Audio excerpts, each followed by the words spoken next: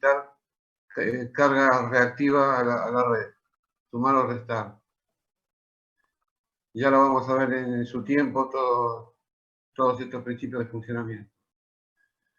Bueno, vamos a empezar con el principio del funcionamiento de la máquina sincrónica, que lo vamos a encarar como si fuese para la máquina de rotor cilíndrico. Recuerden que las máquinas sincrónicas se dividen en dos grandes partes, en dos grandes rubros, que son las máquinas de rotor cilíndrico, que son las que funcionan a 3000 vueltas, y las máquinas que giran a menos de 3000 vueltas, que pueden ser 1500 o 100 vueltas, que son las máquinas que son de polo saliente, no son de rotor, sino de entrehierro variable.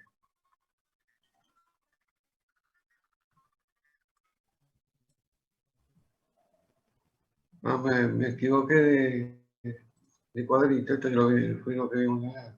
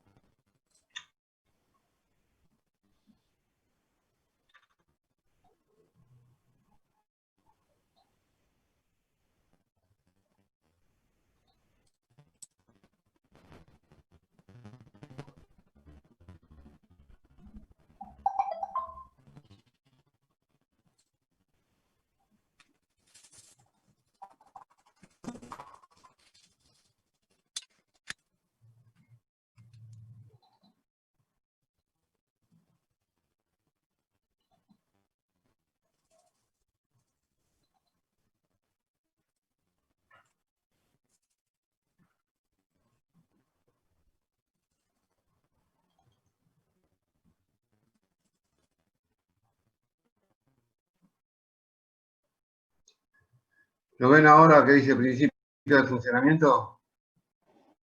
Sí, profe. Sí, se ve. Ah, bueno. Me equivoqué Bueno, acá decimos principio de funcionamiento como generador independiente de rotor cilíndrico.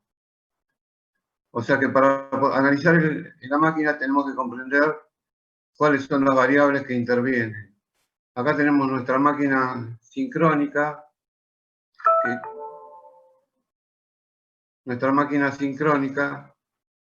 que es trifásica, que no está dibujado en los arrollamientos, que tiene acoplado al eje de la máquina máquina de impulso, que puede ser un grupo diésel, puede ser una turbina hidráulica, una turbina de vapor, y todas las variantes que hay que se aplican a este tipo de máquinas.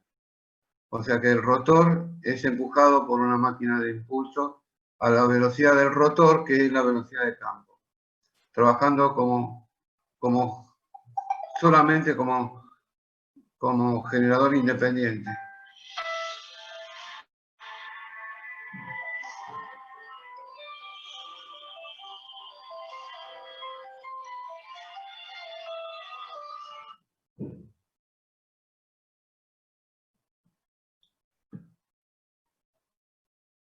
Entonces acá vemos, dijimos el motor, acá lo que estoy señalizando, la corriente de excitación de la máquina, porque dijimos que las máquinas sincrónicas tienen una corriente de excitación, trabajan con corriente de excitación constante, proveniente de una fuente externa a la máquina sincrónica principal.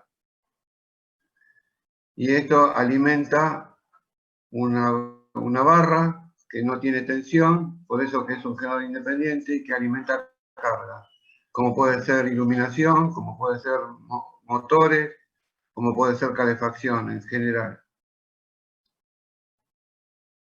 Entonces, impulsamos el rotor hasta la velocidad sincrónica. Por ejemplo, la máquina es para generar 50 ciclos, si es de 4 polos, tiene que girar a 1500 vueltas. O sea, hay que hacer el rotor rotor, hacerlo girar a 1500 vueltas con nuestra máquina de impulso. Y regulamos la velocidad para que ésta sea constante. Luego inyectamos corriente de excitación y vemos lo que pasa.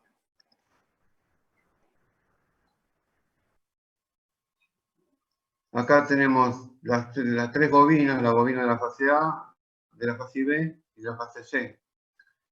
Y este rotor, empujado por la máquina de impulso, gira a la velocidad que la vamos a llamar velocidad de campo. Y esa corriente de excitación genera una fuerza magnetomotriz, que ustedes ya saben calcularla. Esa fuerza magnetomotriz, 4 sobre pi, ¿qué representa 4 sobre pi en esta expresión? El primer armónico. El primer armónico, 4 sobre pi, surge del estudio de los armónicos y consideramos para el análisis que estamos haciendo que vamos a analizar la máquina en su primer armónico. Por el número de espiras, como cualquier fuerza magnetomotriz que sea N por I, en este caso el número de espiras del arrollamiento que tenemos de excitación, por la corriente de excitación que le inyectamos a voluntad. Después vamos a ver a dónde nos paramos con la corriente de excitación. Por los factores de arrollamiento, del arrollamiento de excitación, dividido la cantidad de pares de polo, porque esto es la fuerza magnetomotriz por polo. ¿Vamos hasta ahí? ¿Está claro? Sí, profe. Entonces, este dibujito que ustedes ya lo vieron en la primera parte de la materia, acá tenemos el rotor, la fuerza magnetomotriz que creamos, y toda fuerza magnetomotriz crea un flujo. Y entonces sabemos que, y esta fuerza magnetomotriz y el flujo están asociados, están rígidos al rotor. O sea, cuando el rotor gira, el flujo final gira. Gira respecto de la bobina que está en el estator, que son estos circulitos, que son espiras que están fijas en el espacio. No giran. Entonces, ¿qué pasa? Como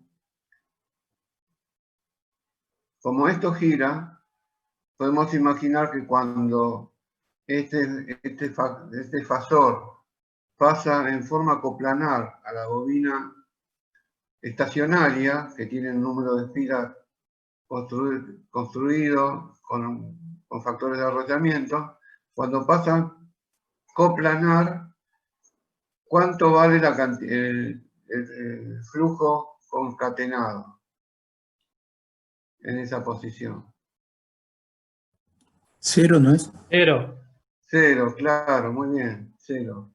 Y cuando está en posición perpendicular al plano de la bobina, el flujo concatenado es máximo.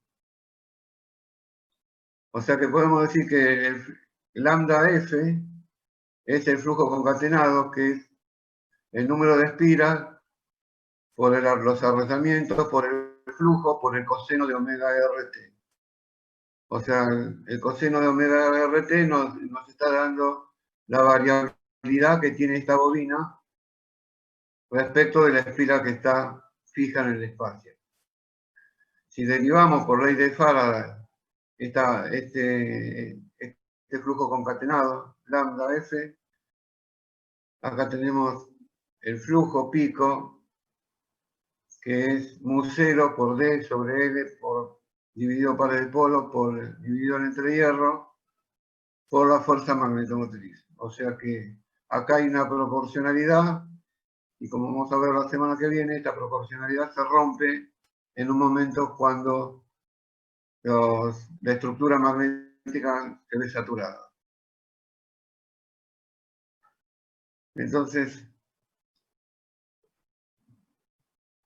la fuerza electromotriz quedaría N por kW por la velocidad del rotor, por el flujo, pico, por el seno la derivada del coseno es el menos seno, pero no tiene sentido ahora hablar del signo. O sea que podemos decir que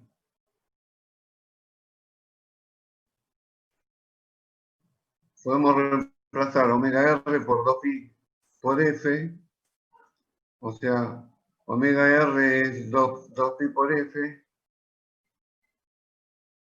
y si lo dividimos por el tiempo, o sea, 2pi lo dividimos por el tiempo, que sería el periodo de la onda generada, que coincide con el periodo de la fuerza magnetomotriz en el espacio de la máquina, me da la velocidad relativa. Y esto es válido para un polo, pero si tenemos mayor de un polo tenemos que dividir por P. Y esto sería la velocidad del rotor o del campo. O sea que acá la máquina impone la velocidad del campo. Entonces se induce una fuerza electromotriz alterna cuyo valor eficaz es 2pi, que sale de 2pi de omega R, dividido raíz de 2, porque esto era L pico, por el número de espiras, por el factor de alargamiento, por el flujo pico y por la frecuencia. Siendo la frecuencia un valor que sale de la velocidad. O sea, para determinar la frecuencia, necesito saber a qué velocidad gira el rotor. O sea, conociendo la velocidad del rotor, saco la frecuencia que me permite. Esta expresión, como ustedes saben, es muy parecida, yo diría casi igual, a la fuerza electromotriz inducida en un arrastramiento que está en un transformador. Pero la diferencia que hay entre el transformador y la máquina, en el transformador la frecuencia es la variación de la magnitud del flujo. El flujo no se mueve, está fijo en el espacio. Acá el flujo es constante, porque la corriente de excitación es constante, y la frecuencia depende de la velocidad con que empujemos la máquina, el rotor.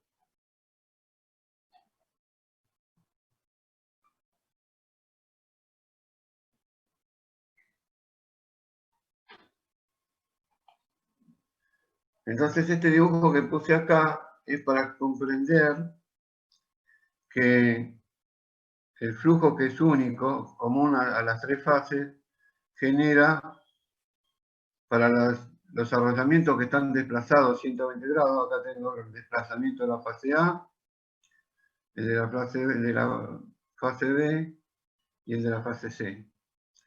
Entonces esto es una foto en un instante determinado, donde yo imagino que el flujo concatenado cambia con la línea roja, es una función senoidal o cosenoidal.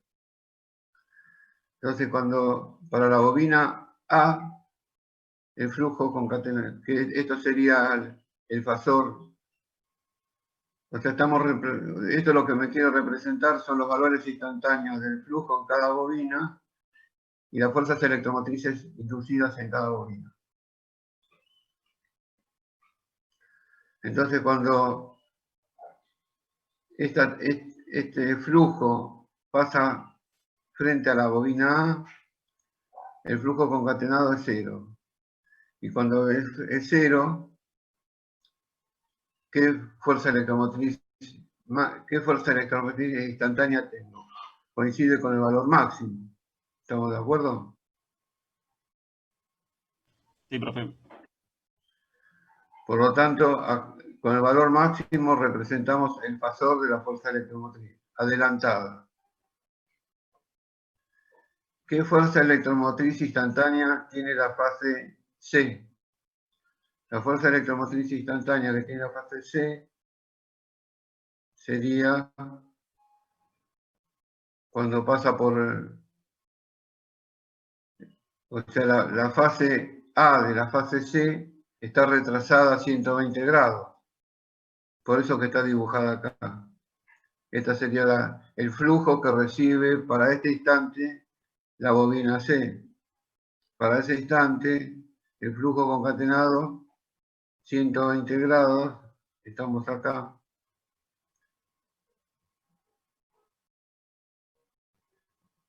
No, 240. Estoy hablando, o sea que con este flujo estamos en 240. O sea que en vez de medirlo en retraso, lo medimos como si fuese 240 en adelante. Y la fuerza electromotriz que tenemos, instantánea, se condice con esta posición. Y en esta posición tenemos la ubicación del fasor de fuerza electromotriz. El mismo análisis lo hacemos para la bobina B. La bobina B, acá tenemos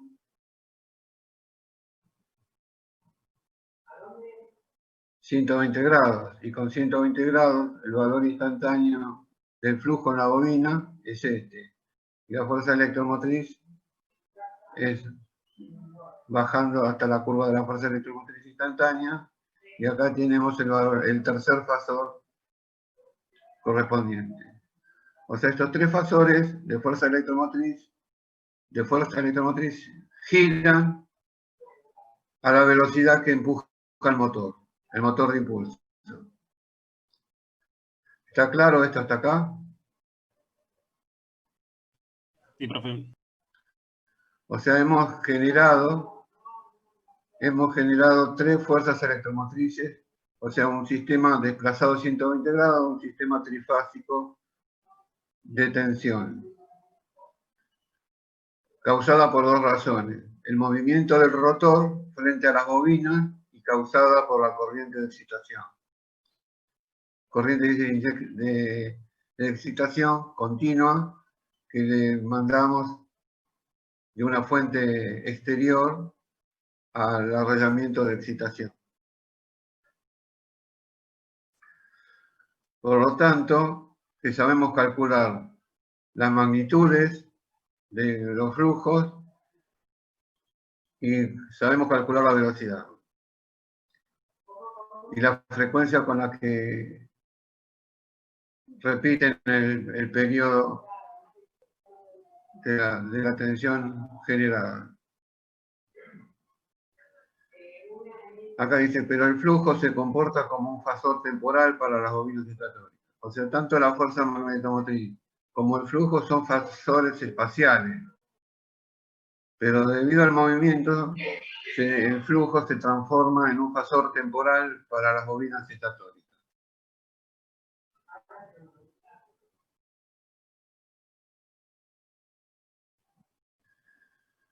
O sea que si ya ponemos un multímetro para medir tensiones, cuando lo hacemos girar a la velocidad de campo y lo hacemos, le inyectamos corriente, en los extremos de bobina, del bobinado del estator, voy a medir tensiones con un multímetro. Hay que tener cuidado que si la máquina genera 13.000 volts, no me puedo acercar a los 13.000 volts. Solamente me puedo acercar si la tensión es baja. Si no, hay que hacerlo a través de la medición a través de un transformador de aislación que reduce la tensión.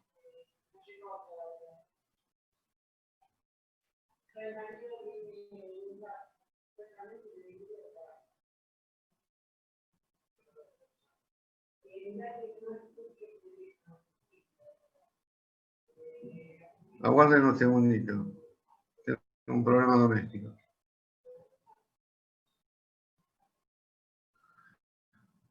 Sí.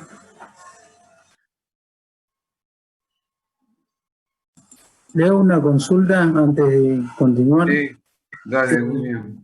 Entonces el flujo es constante, pero la bobina lo ve como temporal por su rotación. Es correcto, es así. Gracias. O sea que con el mismo flujo, porque hay un solo flujo solamente en toda la máquina, cada bobina recibe lo suyo para generar una fuerza electromotriz instantánea acorde al momento que está pasando. O sea que esa fuerza electromotriz instantánea en un periodo tiene un fasor temporal de fuerza electromotriz, que es lo que medimos y lo que verificamos.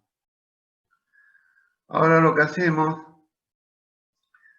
estas tres tensiones que tengo generadas, fuerzas electromotrices generadas acá, las aplico a un banco de carga con impedancia, donde hay, por ejemplo, resistencia, puede haber inductancias o capacitores, o las tres cosas al mismo tiempo. Pero las tres impedancias que pongo acá son iguales, en módulo y en argumento. Por lo tanto, van a aparecer, acá tenemos una fuente que empuja electrones, vamos a tener la corriente en la fase A, en la fase B y en la fase C.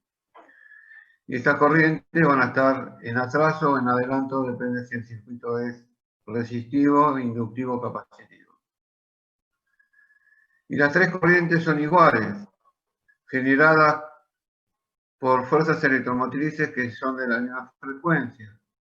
O sea que cada corriente que entra a la bobina genera un campo alternativo. Pero sabemos que si tenemos un sistema trifásico de corrientes en un arrastramiento trifásico, va a generar una fuerza magnetomotriz que la vamos a llamar de reacción de armadura, que es giratoria, de magnitud constante y giratoria. Esto lo comprenden. Cuyo cálculo es todos los números que intervienen es 1,35 por el número de espira, por los factores de arrollamiento del estator, por la corriente de armadura, que resulta de la tensión y la corriente de la tensión y de las impedancias que tenemos asociadas. Generamos la fuerza magnetomotriz de la reacción de armadura del primer armónico. O sea que esta fuerza magnetomotriz gira a la velocidad, es un campo que se creó por las corrientes, a la frecuencia. ¿A qué frecuencia? ¿Qué frecuencia es esta? Que estoy señalando acá.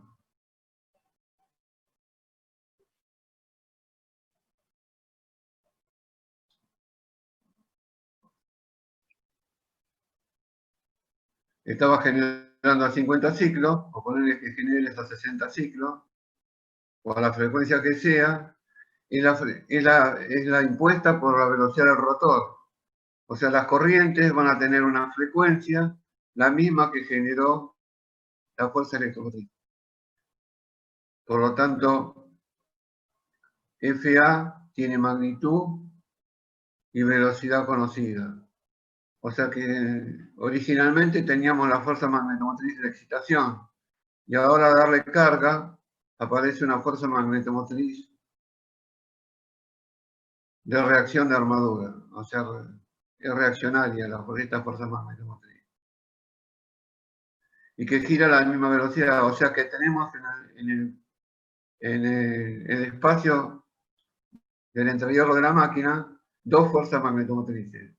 La de la excitación y FA.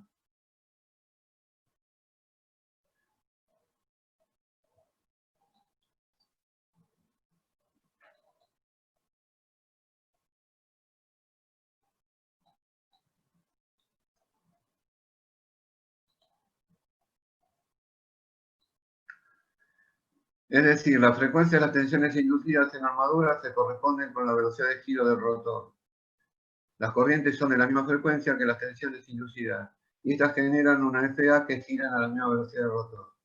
O sea, ya no solamente existe FF, sino apareció FA, y se componen fasorialmente, como fasores espaciales, dando origen a una fuerza magnetomotriz resultante. Y acá hacemos un parangón y comparamos esto con lo que pasa en la máquina sincrónica. En la máquina sincrónica, cuando aparece F'2, porque cerramos había en el rotor, en el rozamiento del rotor, teníamos tensiones inducidas por diferencias de velocidades y aparecía una corriente I2. Y esta corriente I2 se reflejaba, porque lo permitía la ley de la naturaleza, en el arrastramiento primario, que era el estator, aumentando su corriente, o sea que esto es lo que es en la máquina sincrónica, FA es F2, y FF es F1, y FR es la misma de las dos, con la diferencia que en este caso, FF por ser corriente continua, no se aumenta sola.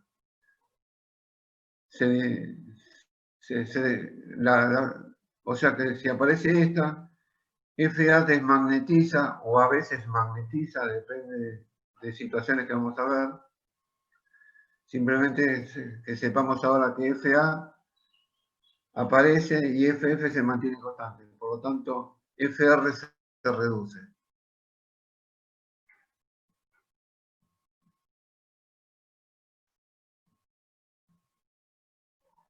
O sea, si la fuerza magnetomotriz fuese alterna, reaccionaría FF, pero por ser continua, la fuerza magnetomotriz continua no se desmagnetiza. Por lo tanto, FR se disminuye. Y si se disminuye FR, ¿qué genera FR? La fuerza electromotriz, ¿no? Primero el flujo. Y el flujo la fuerza electromotriz. O sea que el hecho de haber aparecido corriente me achica la fuerza electromotriz. Hay una caída de tensión por reacción de armadura. Entonces acá dice, FF es fácilmente desmagnetizable a diferencia de F2 en las máquinas asincrónicas. Esto se debe a que un campo magnético que alterna por mantener el flujo constante. O sea que si fuese alterna, lo que trata de hacer el arrollamiento primario o estator es aumentar la corriente para sostener el flujo que tenía la máquina. O sea, en las máquinas asincrónicas FR es constante. Poquito. Digamos, no en un 100%, porque recuerden que hay una caída de tensión en las reactancias de dispersión del estator y las resistencias óhmicas del estator. Pero esa caída influye muy poco en la caída del flujo resultante, por lo tanto, de la fuerza magnética resultante. O sea que tenemos un flujo que se sostiene en el tiempo. Bueno, cortamos ahora.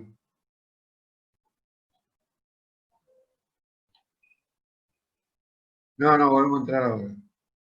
El descanso es el segundo.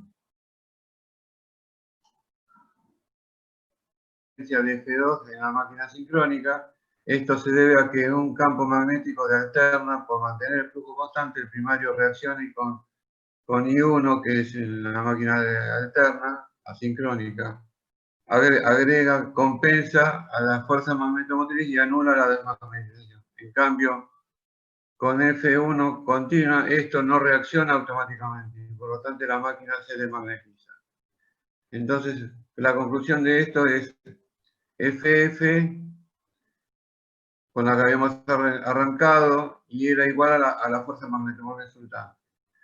FF generó fuerza electromotriz, con la fuerza electromotriz la aplicamos a un circuito eléctrico con cargas resistivas, inductivas o capacitivas, y apareció una corriente, y esa corriente es de la misma frecuencia y de la misma naturaleza que la fuerza magnetomotriz de excitación. Y en este caso, esta FA desmagnetiza a FR, y por desmagnetizar a FR, la fuerza electromotriz se disminuye, porque se disminuye el flujo.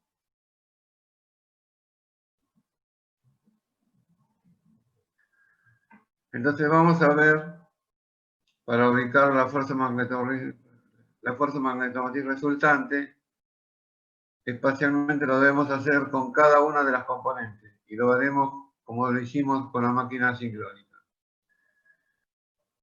La posición de FA se encuentra en la espira donde la corriente es máxima, o sea que vamos a ver por qué la corriente en esta espira del rotor, la corriente es máxima. Entonces partimos de que conocemos la fuerza magnetomotriz resultante para generar la fuerza electromotriz. La fuerza electromotriz que genera la máquina. Esta es la fuerza magnetomotriz resultante que genera el flujo y esta es la que genera la fuerza electromotriz. Pero para sostener esto, como apareció FA, FR menos FA, me da la fuerza magnetomotriz de excitación. O sea que antes de dar carga, FF valía FR. Ahora al dar carga, para sostener la misma FR, tengo que aumentar la fuerza magnetomotriz de excitación. Y como eso se hace a voluntad, porque tengo una fuente independiente, se puede lograr.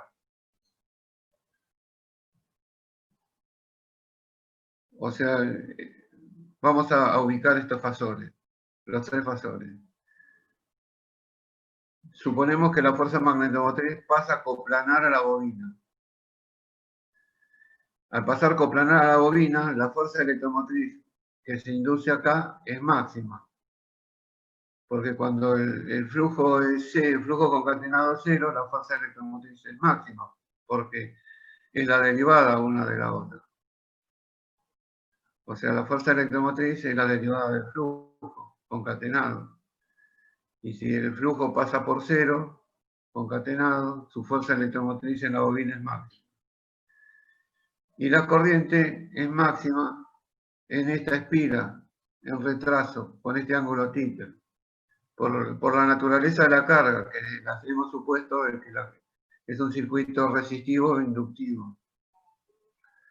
Y este ángulo θ se corresponde con el desfasaje entre la fuerza electromotriz y la corriente.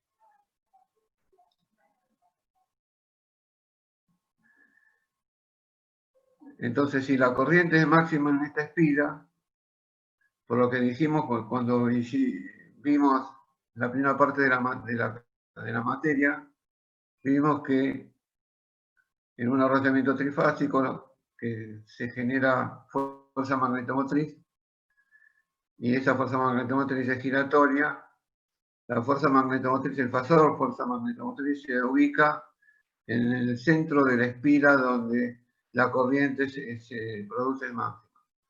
O sea que si la corriente es máxima en esta posición, por un retraso temporal que se corresponde con un retraso espacial, se produce la ubicación de la fuerza magnetomotriz FA, que sumada o restada de FR es la nueva FF que tengo que tener para que la máquina sostenga la tensión. ¿Está claro hasta acá? Pregunte. Sí, profe.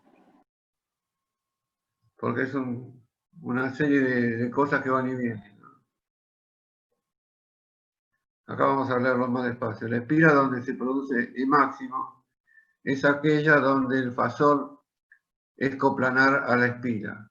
En esa espira se produce E y está adelantada 90 grados del flujo.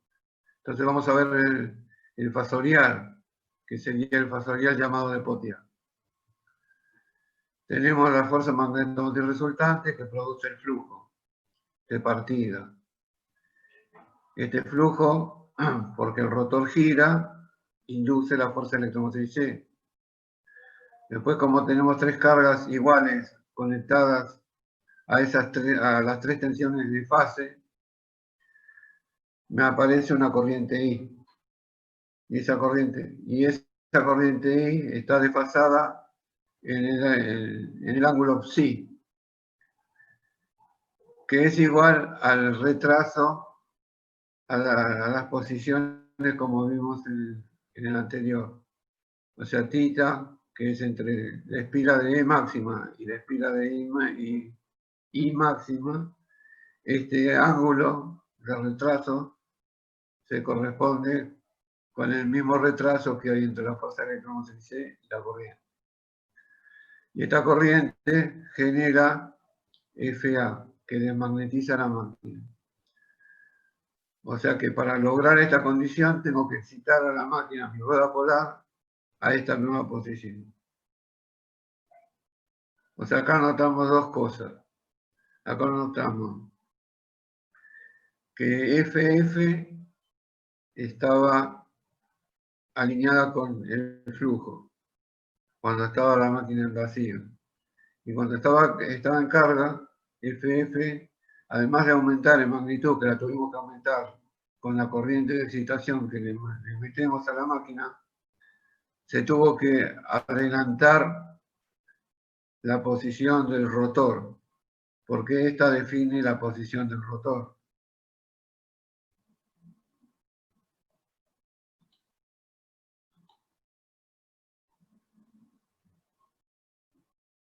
Cuando la máquina estaba en vacío, el eje magnético del rotor se posicionó con la fuerza magnética del rotor, que era la única.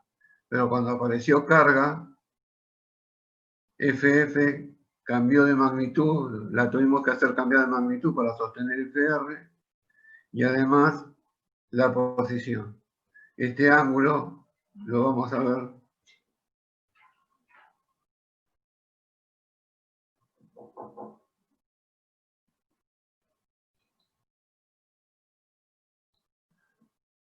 Aguarden un segundo porque tengo un problema doméstico.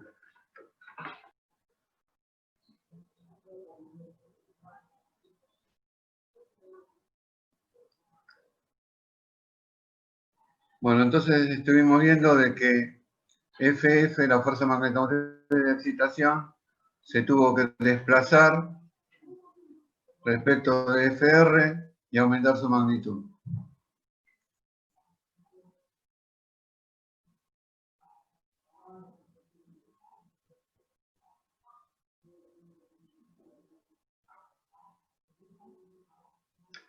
Entonces leo acá, la espira donde aparece I máximo está retrasada a un ángulo θ, es decir, un ángulo cuando el fasor del flujo pasa por la espira donde se produce la I máxima, en ese momento no se produce I máxima. Es decir, se producirá I máxima cuando el fasor pase por la espira de I máxima, la cual se corresponde al desfasaje temporal con el desfasaje espacial. O sea, cuando ponemos que θ es igual a psi para una máquina de un par de polos y psi es igual a θ sobre p para una máquina que tiene más de un par de polos.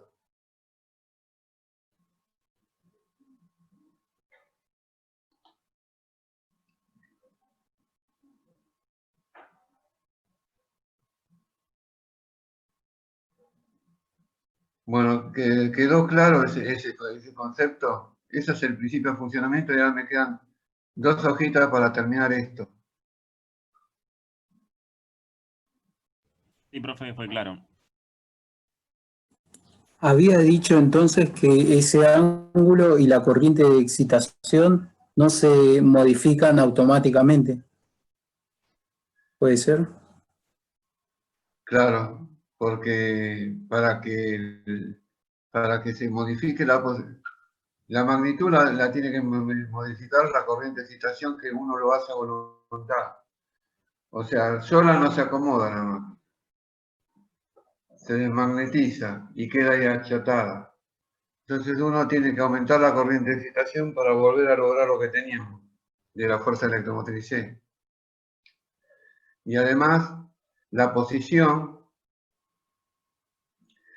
¿con qué se modifica la posición del rotor?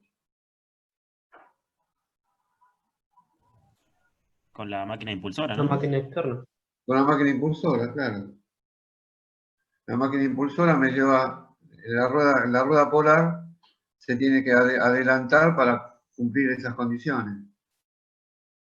O sea, la carga hace que la máquina, si le saco carga, este ángulo que no está indicado acá, lo vamos a ver cuando veamos la máquina en paralelo con la red, se llama ángulo delta, que es el ángulo con la cual la máquina entrega potencia al sistema. O sea, transforma la potencia mecánica en eléctrica. O sea, esto hay que entenderlo así. Si yo voy andando en una planicie con el auto, voy regulando a una velocidad determinada. Cuando encuentro una subida,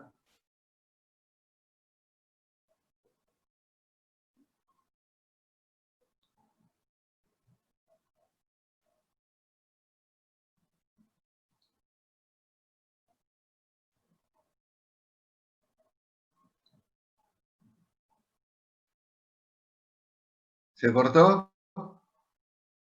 No, profe, lo escuchamos. Dijo que encuentra una subida. A la máquina hay que acelerarla, manteniendo frecuencia constante, o sea, velocidad constante, o sea, hay que acelerarla, pero hay que cambiar la posición de la misma.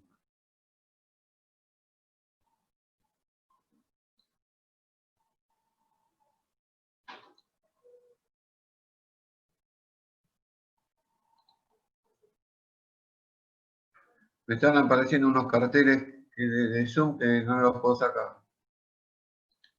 Ahí está. Bueno, ¿está claro esto?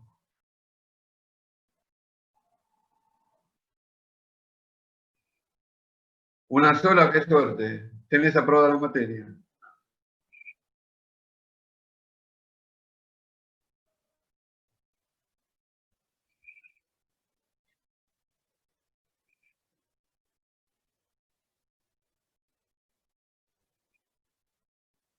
No, no tiene nada que ver. Puede ser mayor en un módulo, seguro. Eso lo define la corriente máxima que me permite hacer circular el arrollamiento de armadura, el arrollamiento del estator.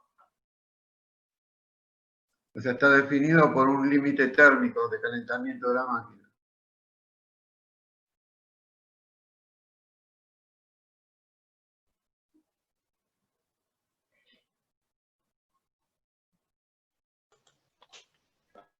Alberto, acotando a la consulta que recién hizo Santiago, también va a depender de la carga, ¿no? Del tipo de carga, si es capacitiva, puede ser que FF No, hasta sea mucho más chica. Si FA es producida por carga capacitiva, FF también puede ser que sea mucho más chica, ¿no?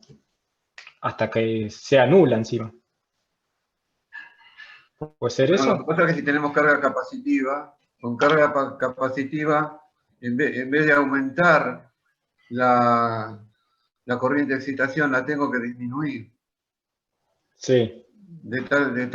Eso lo vamos a ver la semana que viene con los profesores que están. Ah, listo. Perfecto. La corriente de excitación se tiene que disminuir porque una carga capacitiva lo que hace es, en vez de desmagnetizar, magnetiza. Y se magnetiza, para sostener el flujo constante, tengo que sacarle corriente de excitación. Bien, bien, bien. Sí, sí, sí, sí. Justo ahí me surgió la duda, pero sí es verdad eso. Perfecto. O sea, significa que la semana que viene, cuando veamos lo que tengamos que ver, el tema de las curvas características, vamos a comprender este fenómeno. Listo, gracias. La corriente de armadura no solamente produce la fuerza magnetomotriz de reacción de armadura, sino que también produce la fuerza magnetomotriz de dispersión, que produce el flujo de dispersión, y el flujo de dispersión produce la reactancia de dispersión. Los flujos dispersos son líneas de campo magnético que no atraviesan el interior, llegando al rotor. Solamente el flujo disperso es concatenado por las espiras de la armadura. Es como muestra este dibujo. La corriente IA produce FA y el flujo de reacción de armadura. IA produce FD. Esto, la proporción entre FA y FDA es que esto es un valor pequeño, pero hay que tenerlo en cuenta por las caídas. Los flujos dispersos se dan en las cabezas de bobina acá, en las ranuras más importante de la ranura, y flujos que son zigzag, son flujos que entran y no penetran en el rotor. O sea, el flujo de reacción de armadura es un flujo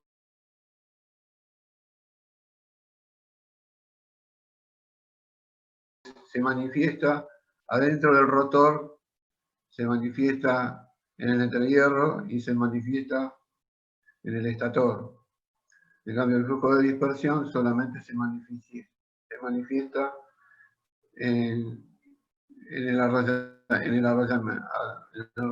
del estator. O sea, son flujos que no entran, no pasan del estator al rotor. O sea que IA, el flujo de dispersión, produce la fuerza electromotriz de dispersión, y esto es lo que se denomina la reactancia de dispersión. Y la corriente IA por RA es la resistencia propia de la armadura de la máquina. Con eso construimos el fasorial de Pottier, que es un fasorial de fuerzas magnetomotrices y fasores temporales de fuerzas electromotrices. Entonces acá completamos el fasorial de la máquina funcionando con carga inductiva.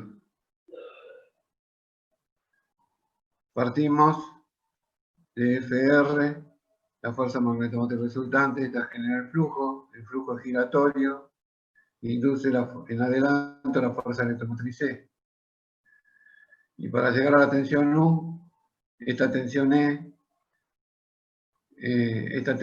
retrasa de la corriente IA, retrasa el ángulo psi. Acá hay un error en esto. El ángulo psi es entre E y la corriente de armadura.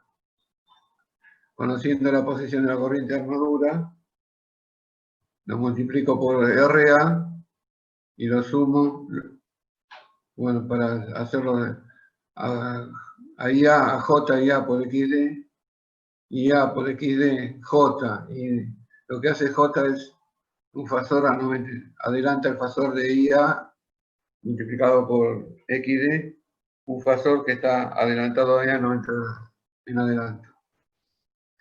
Y, o sea que a la fuerza electromotriz le descuento la caída en la reactancia de dispersión, le descuento la caída en la resistencia de armadura, y me queda lo que mido en bornes de la máquina, la tensión U.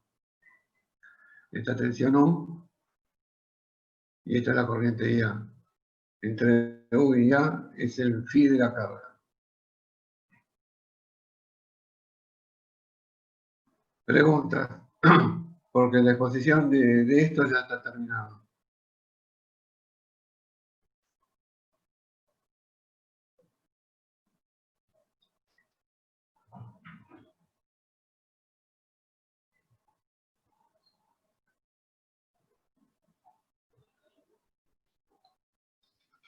Esto que está acá, cada pieza de esta representa un polo. 1, 2, 3, 4, 5, 6.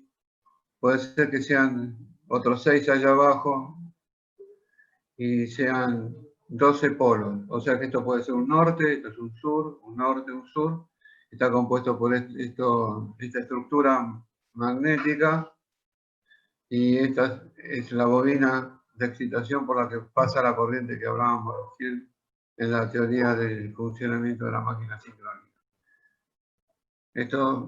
Estas máquinas se logran para tener, ya habíamos dicho, baja velocidad. Porque la máquina de impulso es una máquina de baja velocidad, una máquina de una central hidroeléctrica. Las centrales hidroeléctricas generalmente se construyen entre 75 y 150 metros RPM, entre 75 y 150 RPM, o sea que hay alrededor de 30 polos, 30 pares de polos que son 60 polos y demás.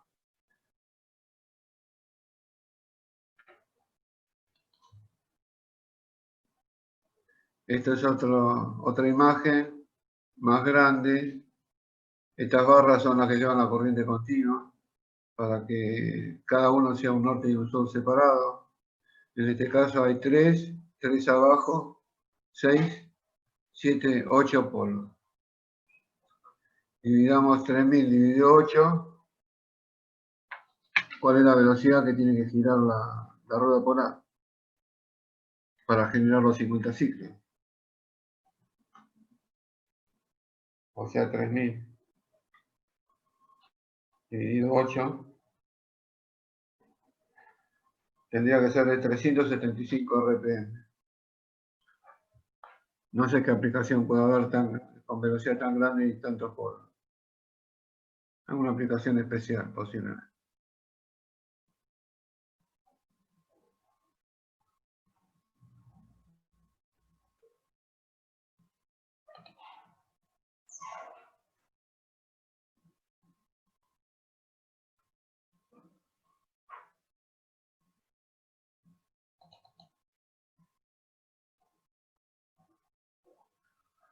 No, esto no es constructivo.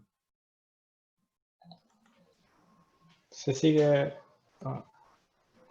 viendo la imagen inicial igual, Alberto. No, mirá vos. O sea que tengo que salir y entrar y dejar de... ¿Por qué el siglo XIX, principio del siglo XX?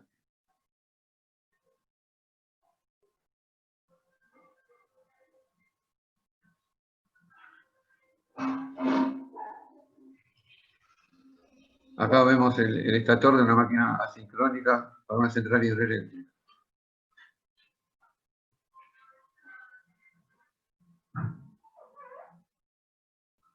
Esto que está acá son los radiadores para la refrigeración de la potencia de pérdida que se genera en el estator. Esto es un tablero de construcción de la década de los 60, con instrumentos todos analógicos.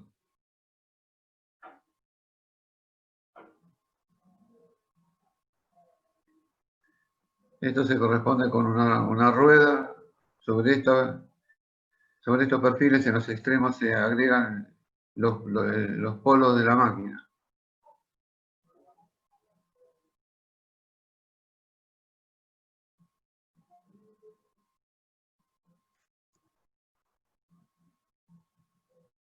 Acá vemos la sala de máquinas de los generadores. Este tablero grande que está acá le corresponde a la excitación. Miren la importancia que tiene la excitación. Sin eso la máquina sincrónica no funciona.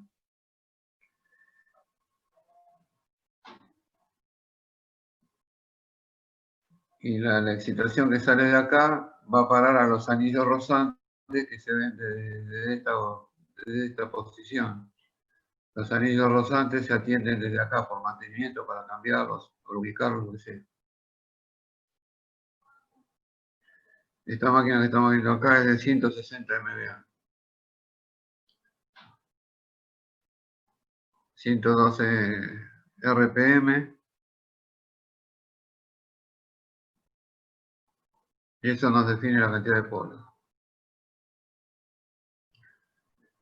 Acá tenemos una vista muy preciosa de lo que es una central hidroeléctrica, típica central hidroeléctrica, donde acá está el vertedero. ¿Saben para qué es el vertedero?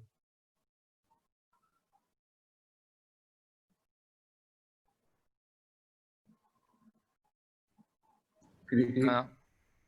Para drenar el exceso. ¿Para qué? Para drenar.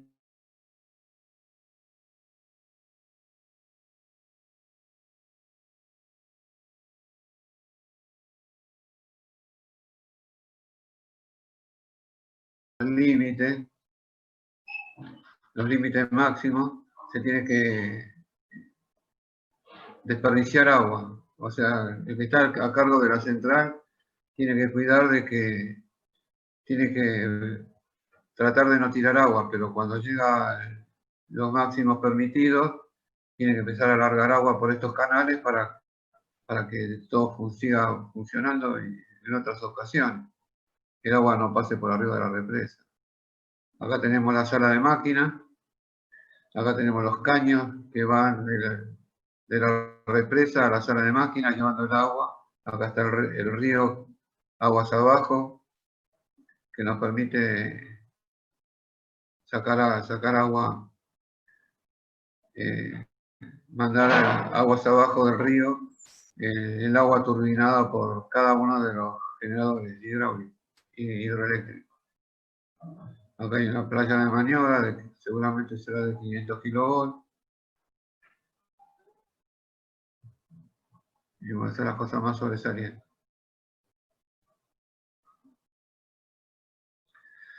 Acá están mostrando estos diagramas de distintas formas de montaje de los grupos electrónicos. Estos tienen un montaje horizontal. Y los que están en las centrales hidroeléctricas, como la que recién vimos, esos son de sentido vertical. Y acá muestra la característica básica, la característica que es, ¿cómo se llama? Una característica constructiva, sería una codificación, una normalización de las características constructivas.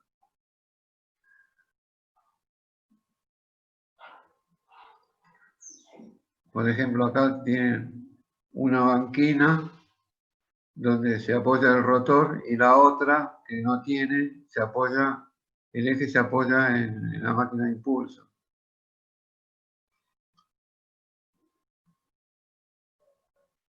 Y es un montaje horizontal.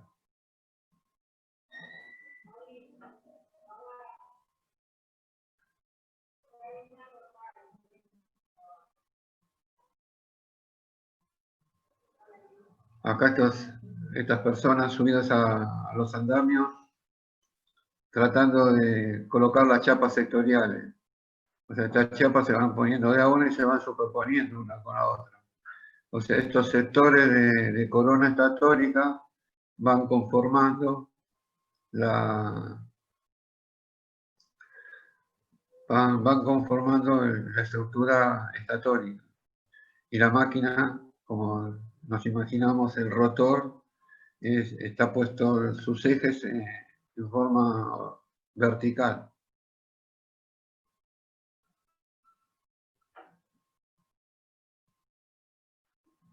Acá vemos un dibujo. Esta es la estructura que sostiene la máquina. Acá está el eje que mueve al rotor. El rotor es esta pieza, esta gigantesca pieza, donde acá están los polos. No, esto representa el arrollamiento de armadura. Y por estos orificios se manda agua para la refrigeración, porque lo que sobra ahí es agua. Entonces es conveniente refrigerar las máquinas con agua.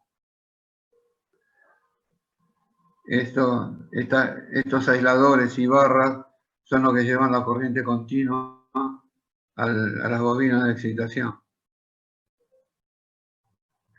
Acá se ve el corte de las escobillas. O sea que estas barras están unidas a estas escobillas y estas escobillas, los cables de alimentación de esto vienen del tablero que vimos antes gigantesco, que genera la corriente de excitación. Y el control de donde queremos que funcione el reactivo cuando la máquina está en paralelo con la red.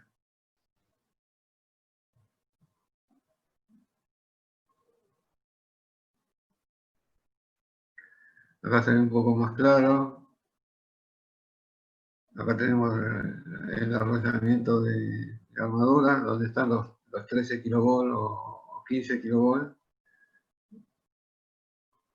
Acá están las bobinas, estas son las bobinas de excitación, los polos.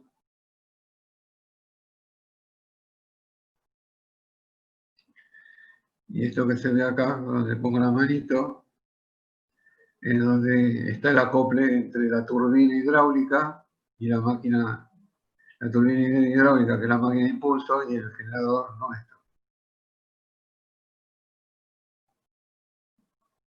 Acá otras imágenes armando la estructura de la corona estatólica.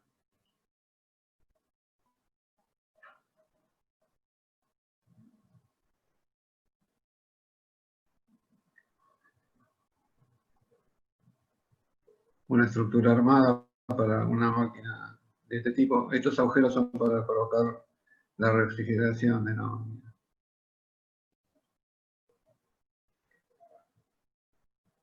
Acá adentro entra una orquesta sinfónica, muchachos.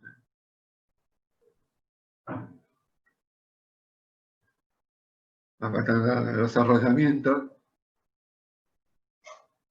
que es un imbricado o ondulado esto.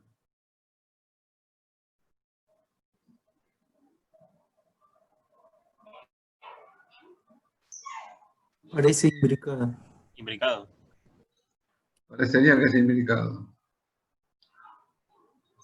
Porque estas son las cabezas superiores, las cabezas frontales deberían estar los extremos de bobina, y mirando los extremos de bobina, si las barras se abren para alejándose de la bobina o metiéndose para adentro.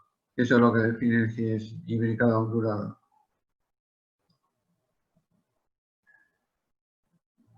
Acá está bobinando la aislación.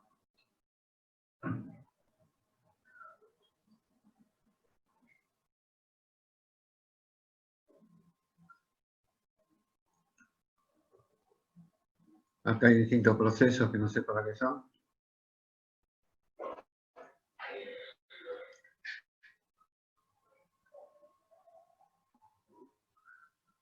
Esto es una vez que se terminan estos equipos que están acá, son para... A ver si leo acá.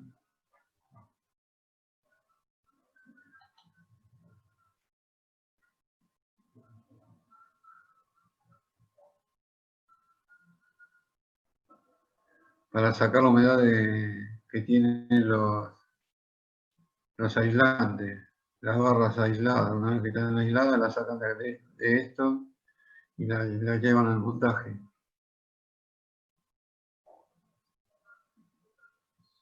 Acá están como se están introduciendo las barras en las ranuras, una por una.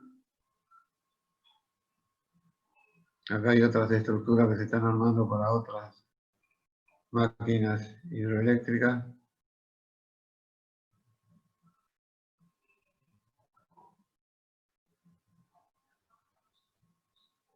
Acá están armando la estructura del rotor, donde en este extremo se monta el polo. El polo está montado acá. O sea, acá tenemos 1, 2, 3, 4, 5, 6. Y son por 2, 6, 12, 14 polos.